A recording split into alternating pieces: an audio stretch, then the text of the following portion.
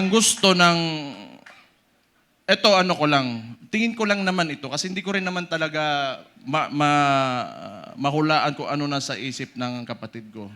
Tayo, tama yung sinabi ni Rob Rances kanina, may galit tayo. Galit na, lahat tayo galit dito. Kaya nga tayo nagtipon-tipon kasi gusto natin na may pagbabago na nangyari. Kasi yung pagbabago na yon, kinuha ni Bongbong Marcos, nandun na sana tayo. Balik lang tayo kung ano yung plataforma. Ito ha. Noong 2016, si former President, si Roddy Duterte, yung tatay ko, sa survey, 7%, 15, 18. Ano plataforma niya? Dalawa lang. Very simple. But it reflected the sentiments of the people. Yung masa. Drugs and corruption. Anong binalik ni BBM ngayon? Drugs and corruption.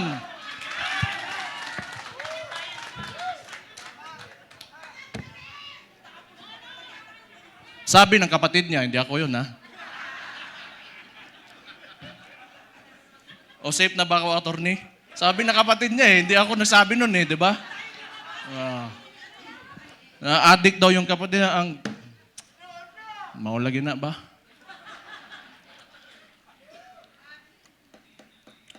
Hindi, tama naman yun. Kailangan optimistic tayo. Kailangan well-organized tayo, andito tayo lahat. At mahalaga sa lahat, unified tayo.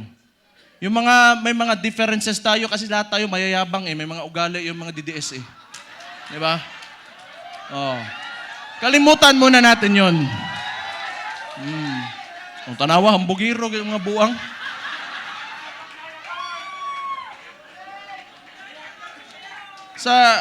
Sa ngayon, kailangan organisado tayo. Kailangan kalimutan muna natin yung mga differences natin. Magkaisa tayo. At since nagdeklara na natatakbo yung principal natin, who is the Vice President, Sara Duterte, magsimula na tayong kumilos.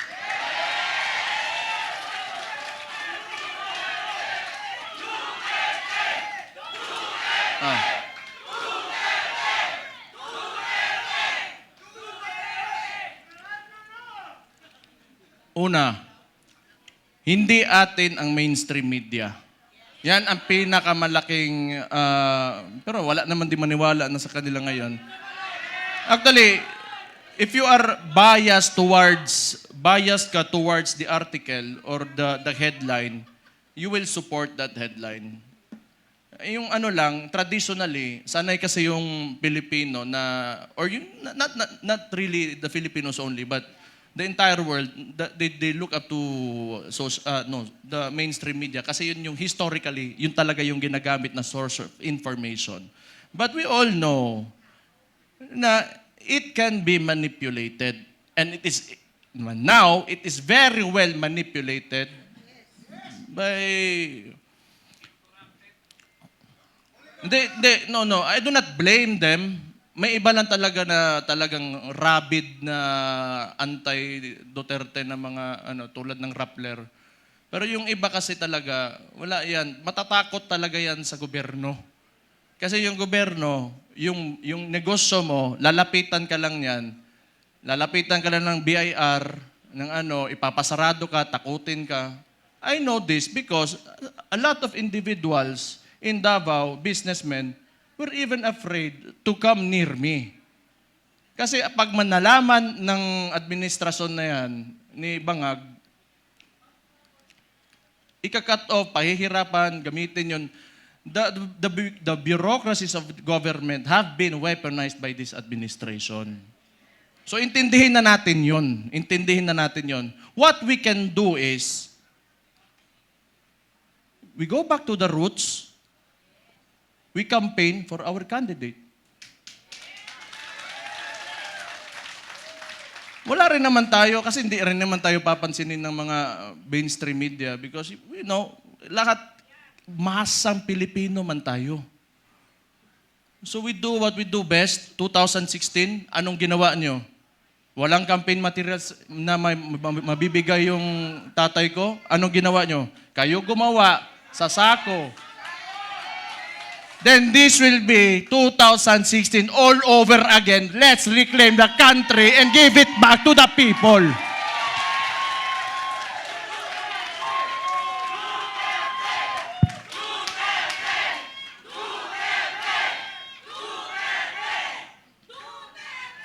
I just want to mention yung binanggit yung idol ko rin si Robin Hood Padilla kanina na totoo naman yung mga oligarko na yan.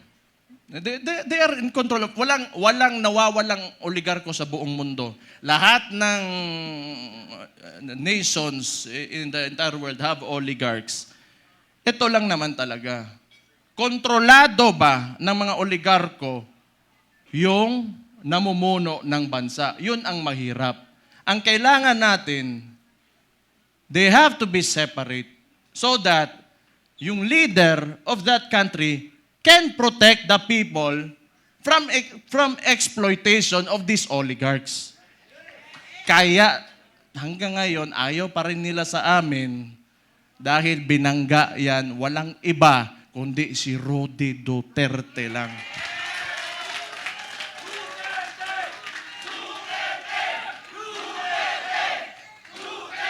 So, siguro naman, nag-declare na yung kapatid ko and we're going into the 2028 elections. Pakiusap ko lang sa mga oligarko, may mga mayayaman, malalaking negosyante talaga that have command of the economy. Maawa naman kayo sa mga tao. Maawa naman kayo sa mga tao. Give this country a chance na sumarap din ang buhay ng yung mga naglalakad lang sa daan na walang mga sasakyan. Yung sinabi ko kanina, it really breaks my heart. Yung living conditions ng tao ngayon. Sometimes, it makes life harder to live seeing this. Sa totoo lang. I am guilty because I have may bahay ako, sementado, nasa loob ng subdivision. It makes me feel so bad that the other Filipinos, my countrymen, have to suffer. Kaya naman tayo nandito. Alam ko, mahal nyo yung tatay ko dahil alam nyo na talagang minahal at mahal niya yung bansang Pilipinas.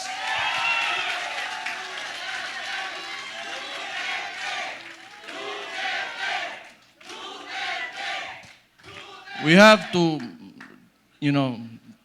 turn this around. We have to make this country turn around. Hindi pwedeng ganito. Andun na tayo. Alam ko, kahit yung tatay ko nasa Netherlands, binigay sa mga dayuhan. Alam ko nandito pa rin kayo kasi naniniwala kayo, pinakita ni Rody Duterte na kaya pala natin angatin natin ang ating bansa. You know what? Kayong lahat mga Pilipino, do not settle for this. You deserve better. You deserve better. Sinasabi ko sa inyo, you deserve better. Kaya, be optimistic, maniwala kayo na we can take our country through greater heights. Sinasabi ko sa inyo, alam nyo na eh. Kaya nga nandito kayo, naniniwala kayo. Just hold on to it. And someday, awa ng Diyos, talagang may Diyos talaga. And may hustisya talaga. Makakamit natin ang Pilipinas natin na pinapanaginip natin.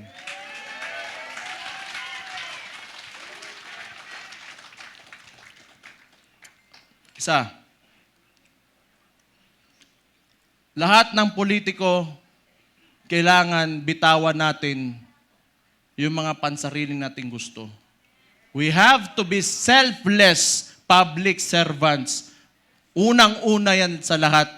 Kung gusto natin talaga umangat itong bansa natin. Sabihin na natin, O may nakawan nangyari, bigayan ng pera, whatever. Kasi that should be enough. Nagkaroon na kayo ng presidente that tolerated it. So what's next? Dadagdagan nyo pa? Nagpasarap na kayo ng sobra-sobra, gusto nyo pa? You know, kung swerte na kayo sa buhay, it's time you give back to the people. Huwag niyong pahirapan yung mga tao. Tama na yan. Okay na yan. Siguro yung mga anak nyo maka-aral sa abroad, you can eat, in a very nice restaurants. Tama na yan. That's okay. Isang ulo lang naman ang kailangan namin. Ang ulo ni Bongbong Marcos!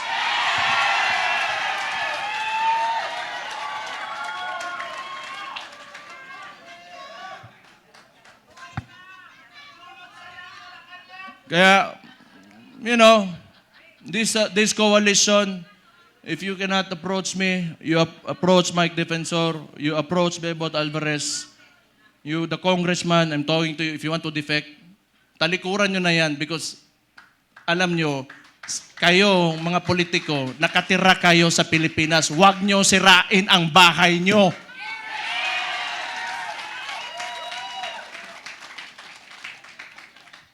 Tanawa, nasuko na po ko.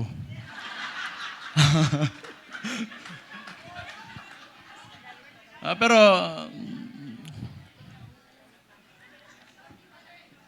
tama yon kasi si Martin, wala naman. Si Bongbong na ang sunod. Tama yon. Si Martin yung talagang mautak na marunong magmaniobra ng Congress eh. Ngayon, baka si Charis.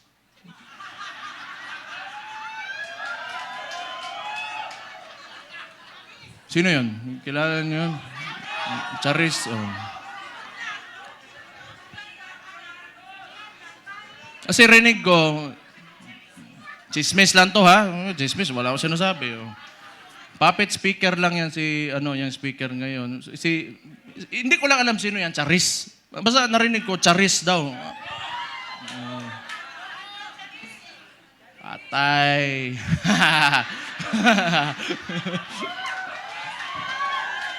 Hala mo diha. Basta ako, nagsalita na ako. Yun yung nasa puso ko, yun na nasa isipan ko. Kung maniwala kayo, okay. Hindi kayo maniwala, okay lang din. Kung hindi ko maniwala tayo dito lahat, nabangag talaga yung gagawin nasa taas, alam nyo na anong gawin nyo. Ilagay natin ang Vice Presidente sa 2028 na Pangulo natin. Ito lang, yung mga nananawagan na gusto natin ng radical, revolutionary movement. Gusto nyo? Sumama kayo kay Leandro Libiste. Pumunta kayo doon. Hindi, kilala ko yan noon pa. Kilala ko si Leandro.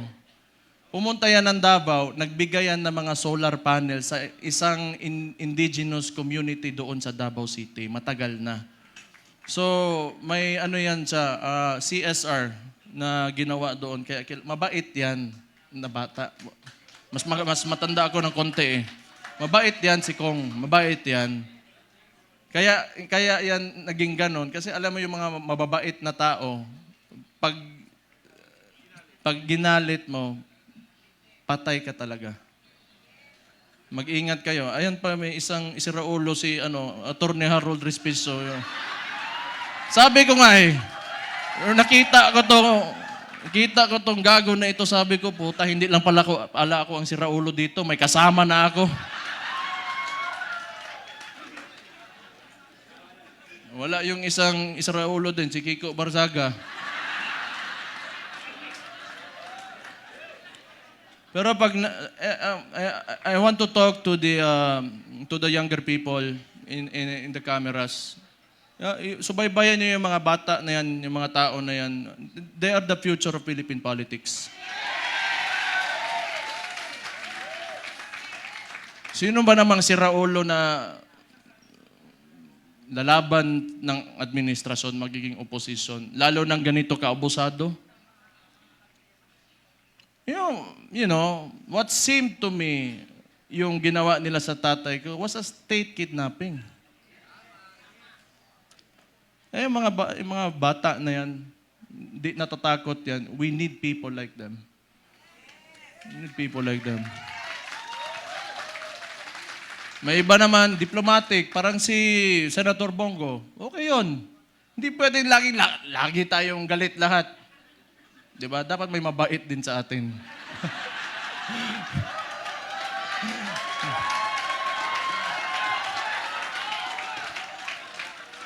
Hindi, good nature na tao si Senator Bongo. So, ano pa ba? Kumain na kayo? Ha? So sige. So yung coalition natin, ang tawag nito, United Front. So ibig sabihin nun, from the word united, nagkakaisa tayo. Okay? So, kung kaya niyong palawakin, yung mga miyembro nyo, magpalawak tayo. Tapos yung mga sinasabi ng mainstream media, i-correct natin. Kasi binabalik nila lagi yung confidential funds ni VP Sara, and yet, sasabihin ko ulit, yung estimated loss to corruption in the Philippines right now, umaabot na sa trilyon. Trilyon against the 125 million na nakihirapan nga silang patunayan. Can you see how absurd that is? So, yung messaging lang, kasi wala sa atin yung mainstream media eh. You try to talk, i-correct nyo. Huwag muna kayo magalit. Be on a level na gusto nyo lang iparating yung opinion nyo at tingin nyo sa kung sino man makakausap nyo. So mga panya lang tayo, malinis. Wag na natin gayahin yung mga putang ina, grabe kahugaw. Ang dumi talaga ng politika. Ako kasi okay lang ako. Wala mo naman pakialam sarili ko. Wala talaga pakialam kung ano-ano sabihin. Basta ako, ginagawa ko na yung trabaho ko. Pag yung araw na tumakbo ako dyan, tapos di ako nanalo, ibig sabihin, tapos na ako. Pero wag nyo, I've been experiencing this ever since I went into politics. No. Ever since Rudy Duterte became the president, and the world is a nasty place. It's really nasty. So, tingin ko, tama naman yung sinabi ng Vice Presidente. Magkampanya lang tayo, maayos. Kung ano man yung mga plataforma niya, pinakita niya na mga nagawa niya, yun ang sasabihin natin. Huwag na tayong pumatol. Tama yun, huwag na tayong pumatol. Kasi ayoko rin. Ako na lang, gusto yun. Kansawanay man ng Claire. Ante-Claire. Masuko, magagalit na naman yan eh. Alam ko eh.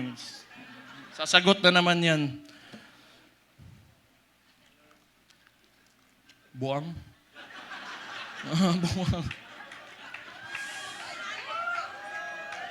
Buwang. Kung baliw sila, baliw din ako. Ganun lang naman. Pero alam mo, yung observation ko lang, this is only my observation. Mahirap yung mga tao nakaupo sa, in a seat of power, tapos ganun yung ugali, na mahilig manggipit at mga abuso ng mga maliliit na tao. Patay tayo dyan. Mahirap yan. Kaya ako rin, gusto ko yung nilalabanan ko, malaki rin naman. Para kung makukulong man ako, matatanggal ako sa pagka-mayor ngayon, o mamamatay man ako, at least worthwhile yung ginawa ko at para sa sambayan ng mga Pilipino.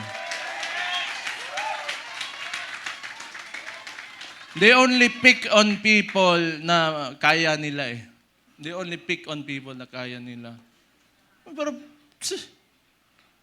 hindi nila kaya ang masang Pilipino. That will never happen. Hindi nila kaya yan. Bukas na ang mga isipan at mga mata ng Pilipino ngayon. Bakit isa lang nagsasabi na tama? Kayo, hindi nyo alam?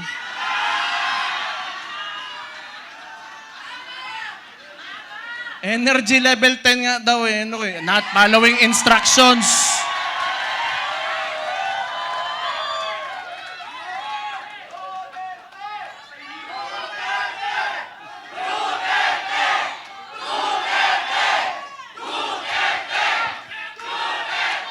Kayo, nilalagay nyo talaga ako sa alanganin ba? Okay lang. Alam nyo, yung tumakbo, yung tatakbo na yung tatay ko, lahat kami magkakapatid, hindi talaga pumayag. Kaya isa ring value yun. Kasi alam ko talaga, pagka nahamon yun, ibibigay niya talaga buhay niya para sa inyo. Kaya hindi kami pumayag. Pero siguro, tingin ko lang, hindi ko naman pwedeng hulaan yung ano nasa isip niya, mahal niya talaga kayo at yung bayan niya.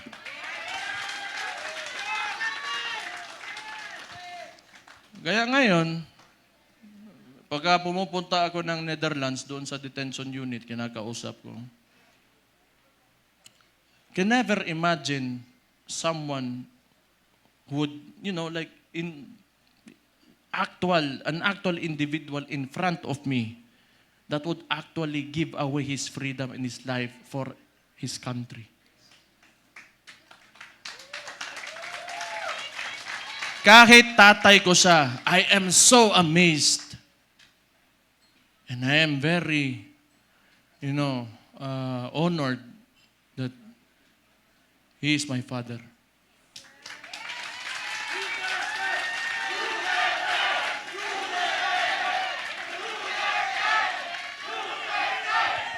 Saan oras? Saan oras, boy? Ha?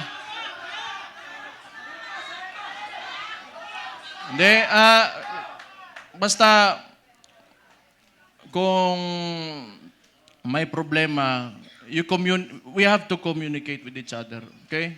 Let's just be friends, lahat tayo. Huwag tayong mag-away-away. Andito ang PDP, andito ang Reform PH, and Reforma, andito ang Maisog, and hindi ko na mababanggit yung lahat ng parallel groups, Reforma Pilipinas. Magkaisa tayong lahat. It's time to move. Move with positivity and optimism.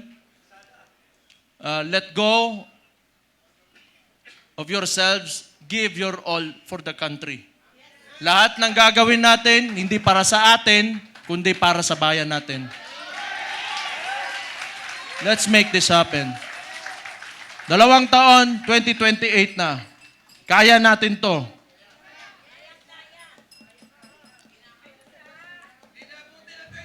The surveys are telling. So we just have to push harder. Push harder. Huwag kayong titigil. And always remember, pagka you are facing adversity, hindi kayo nag-iisa. Ako si Mayor Sebastian Duterte ng Davao City, kasama nyo. Magandang hapon sa inyo lahat. Mabuhay kayo. Allahu Akbar. Mabuhay ang Pilipinas. Mabuhay si Vice President Inday Sara Duterte. Maraming salamat and God bless you all.